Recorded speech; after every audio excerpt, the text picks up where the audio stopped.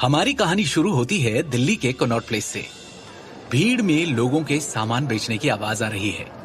कोई चूड़ी बेच रहा है तो कोई गोलगप्पे।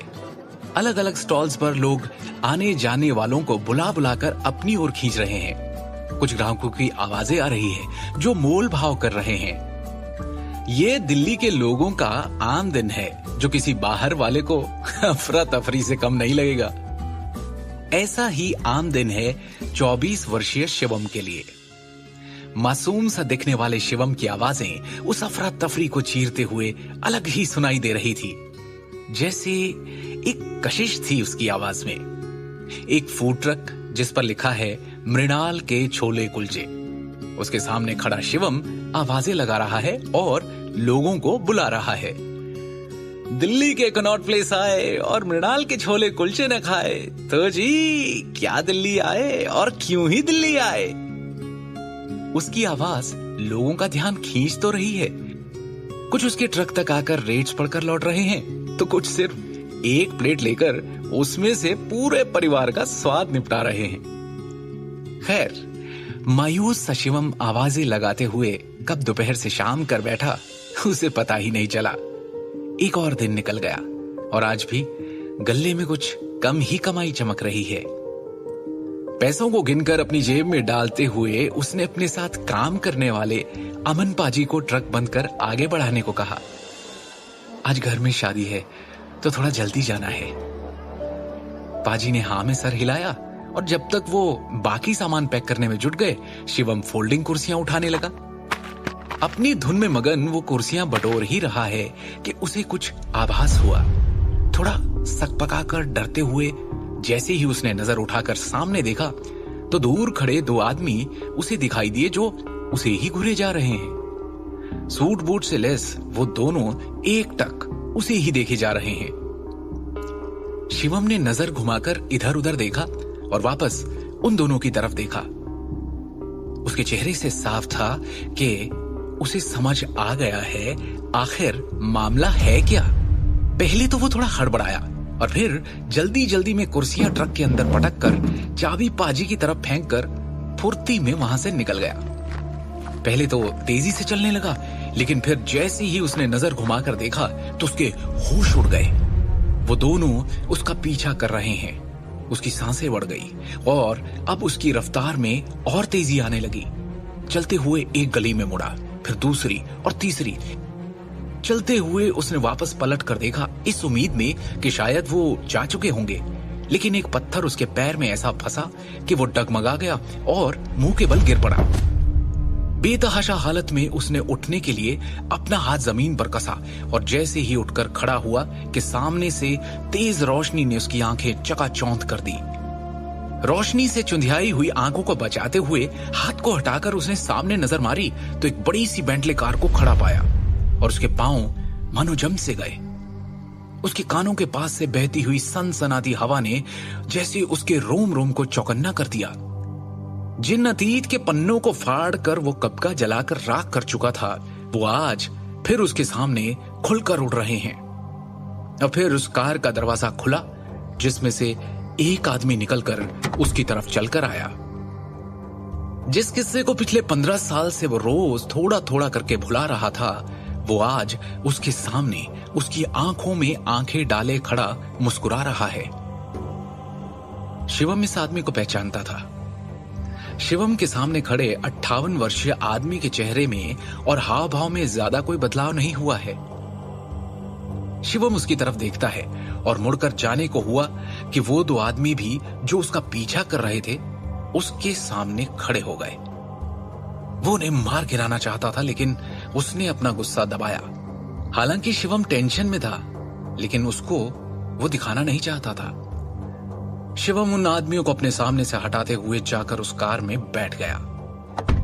अंदर एक अजीब सी कशमकश का माहौल था। शिवम ने उस आदमी से पूछा, आप लोगों ने मुझे ढूंढा कैसे? एक तीखी मुस्कान के साथ उस आदमी ने जवाब दिया, आपसे बेहतर कौन जानता है कि हम जिसे ढूंढना चाहें उसे पाताल लोक से भी खींच निकालें। फिर आप तो यहां दिल्ली में ही मिल गए। क्यों, सही कहा ना मैंने मिस्टर शिवम शाह? शिवम के चेहरे पर बेचैनी का माहौल छा गया जैसे ही उसने तेजी में कह डाला, मेरा नाम शिवम शाह नहीं, शिवम गांधी है।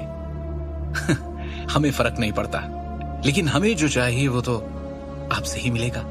अब चाहे आप शाह रहें या गांधी बनकर घूमें।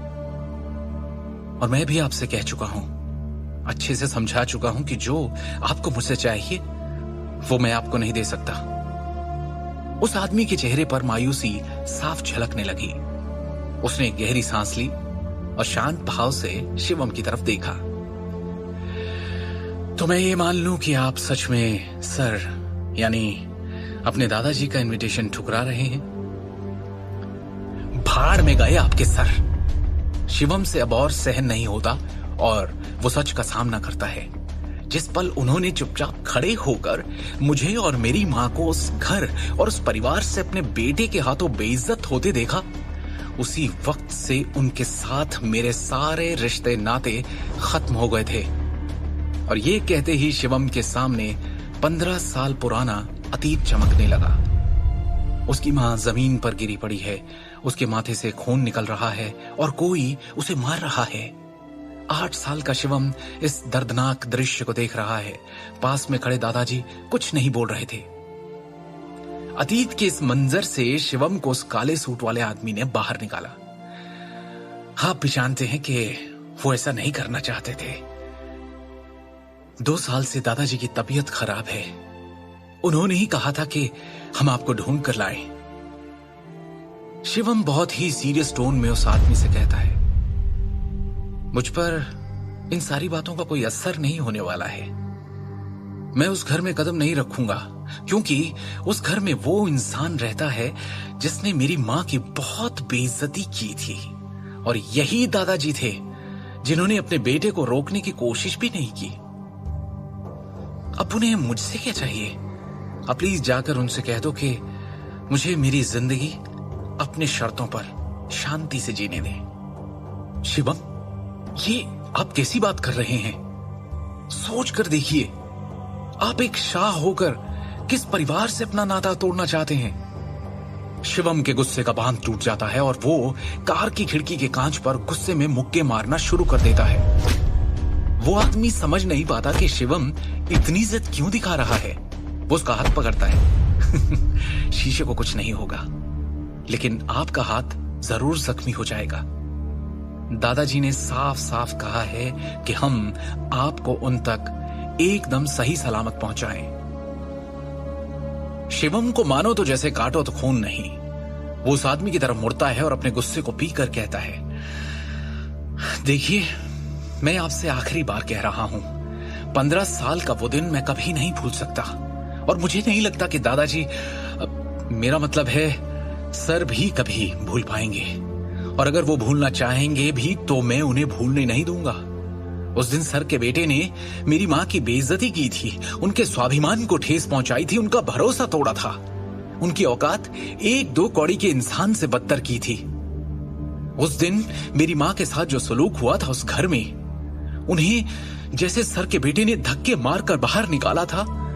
और क्या गलती थी उनकी?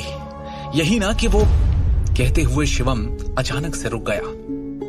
क्या हुआ था उस दिन? ऐसा क्या किया था शिवम की मां ने जिसके कारण उन्हें शाह परिवार से उनके पति ने उन्हें धक्के मारकर बाहर निकाल दिया था? और फिर आज अचानक शिवम को लेने क्यों आए? शिवम उस दिन के ख्यालों में खोया ही था कि वो आदमी बोल पड़ा, इसका मतलब है आपको उन फटीचर नारंग के यहां एक गरीबी वाली और जिल्लत भरी जिंदगी जीना मंजूर है, लेकिन शाह फैमिली में लौटना मंजूर नहीं। शिवम को जैसे नारंग फैमिली के उल्लेख पर कोई फर्क ही नहीं पड़ा और वो तपाक से बोल पड़ा, शाह परिवार को सिर्फ पैसा, दौलत और शोहरत से मतलब है। क्या तुम्हारे भी भेजे में ये नहीं घुस रहा कि ये बात पैसे और रुतबे की नहीं, इज्जत और स्वाभिमान की है? जिस घर में वो इंसान रहता हो जिसने मेरी मां की इज्जत नहीं की, मैं उस घर में कदम नहीं रखूंगा। जाकर बोल दो अपने सर से। गुस्से में उसने दरवाजा पीटना शुरू कर दिया और कहा, दरवाजा खुलवाइए और मुझे जाने दीजिए। ये कहते हुए शिवम मुड़ता है और कार के दरवाजे को एक जोर का धक्का देता है जिससे दरवाजा एकदम से खुल जाता है और वो हड़बड़ाता हुआ बाहर की तरफ जमीन पर जा गिरता है। गाड़ी रफ्तार में चल रही थी। शिवम रोड पर गुलाटियां खाते हुए पीछे की तरफ गिरते हुए पहुंचता है, लेकिन बेंटले के पीछे से अटका हुआ एक ट्रक शिवम की ओर तेजी से बढ़ रहा था। तभी ये देखते हुए काले सूट वाला आदमी अपनी जेब से एक रिवॉल्वर निकालता है और उस ट्रक के टायर पर गोली चला देता है। गोली लगने के इम्पैक्ट से ट्रक अपना बैलेंस लूज कर सड़क के साइड पेवमेंट पर चढ़ जाता है। शिवम की जान बच जाती है, लेकिन इससे पहले कि वो आदमी शिवम को वापस जबरदस्ती अंदर बिठाए, वो जैसे तैसे उठता है और बेतहाशा भागना शुरू कर देता है। शिवम के चेहरे पर सालों का दबा हुआ गुस्सा साफ झलक रहा था। उसके दिमाग में हजारों ख्याल एक तूफान की तरह चल रहे थे। शिवम के कानों में उसके पिता की आवाज गूंजने लगती है। तुमने जो किया है उसकी भरपाई अब नहीं हो सकती। तुमने शाह परिवार के रुतबे पर कई सवाल खड़े कर दिए हैं। जो हरकत तुमने की है उसकी सिर्फ एक ही सजा है, तुम्हें यह घर छोड़ना होगा। एक 24 साल के लड़के ने अपनी पत्नी और शिवम की मां से कहा। जवाब में शिवम की मां ने भी कहा, चलिए तो मैं जाऊंगी, लेकिन सारा सच अभी भी ढका हुआ है। हिम्मत है तो पूरा सच बताओ। ये कहते ही उस लड़के ने उस लड़की को एक जोरदार थप्पड़ रसीद कर दिया, जिसकी मार से वो नीचे गिर पड़ी और उसके माथे से खून निकलने लगा था। शिवम अपने ख्यालों से बाहर आता है जब पास से गुजरती हुई एक कार की तेज रोशनी उसके चेहरे पर पड़ती है। वो पीछे मुड़कर देखता है और चौंक जाता है कि वो कार अब भी उसका पीछा कर रही है। शिवम ने वापस चलना शुरू किया और एक ही ख्याल उसके अंदर बार बार कौंध रहा है कि चाहे जो हो जाए, जिस दलदल से उसे सालों पहले बाहर निकालकर फेंका जा चुका था, उसी कीचड़ में अब वो वापस नहीं लौट सकता। और लौटे भी क्यों? क्योंकि वो जिस कारण से शिवम को वापस अपने पास बुलाना चाहते हैं, वो उसके दिमाग में दूर दूर तक नहीं है। उसके दिमाग में तो कुछ और ही है जो वो वापस जाकर पूरा नहीं कर सकता। अचानक उसके चेहरे पर दर्द और बेबसी के भाव उजागर हो चले, जैसे कि उसके पीछे वो कार नहीं बल्कि एक भयानक और दिल दहला देने वाली याद थी, जिससे वो जितना हो सके दूर जाना चाहता था। एक कड़वी सी मुस्कुराहट उसके चेहरे को छूकर निकल जाती है और वो घृणा से कहता है, शाह फैमिली। मालूम तो था उसे कि ये लोग उसे एक ना एक दिन ढूंढ ही निकालेंगे, लेकिन इतनी जल्दी ये उसने सपने में भी नहीं सोचा था। उसी कड़वे सपने से दूर जाते हुए वो इधर उधर देखने लगता है कि कोई टैक्सी या कैब मिले और वो उसमें बैठकर इन लोगों से दूर, बहुत दूर निकल जाए। जाने कितने ही ऑटो टैक्सी रोकने की कोशिश की, लेकिन इस वक्त रोहिणी तक का सफर कहां मिलता उसे इतनी आसानी से। अपनी हर कोशिश में असफल हो उसने अचानक मुड़कर देखा और ये क्या, वो कार अब भी उसके पीछे है। शिवम अचानक रुक जाता है और गुस्से में उस कार को देखने लगता है। शिवम के सब्र का बांध अब टूटने को था। जो करने से वो अपने आप को रोक रहा था, उसके लिए उसके हाथ मचल रहे थे। वो खुद को समझा ही रहा था कि वो गाड़ी स्टार्ट हुई और तेजी से उसके सामने आ रुकी। शिवम उनके सामने डटकर खड़ा रहा, लेकिन उन आदमियों ने जबरदस्ती पकड़कर उसे कार के अंदर घसीटा, दरवाजा बंद किया और तेजी से कार वहां से निकल गई। अब क्या करेगा शिवम? क्यों बैठा है कार के अंदर? कौन है ये लोग और वो क्यों शिवम को शाह फैमिली में वापस लाना चाहते हैं? क्या शिवम वापस लौटेगा उन अतीत के सायों के बीच? क्या हुआ था 15 साल पहले जो शिवम और उसकी मां को यूं जलील किया गया था? क्या है शिवम की सच्चाई? कौन है वो? आगे की कहानी जानने के लिए सुनते रहिए Shivam Part 2 only on this channel.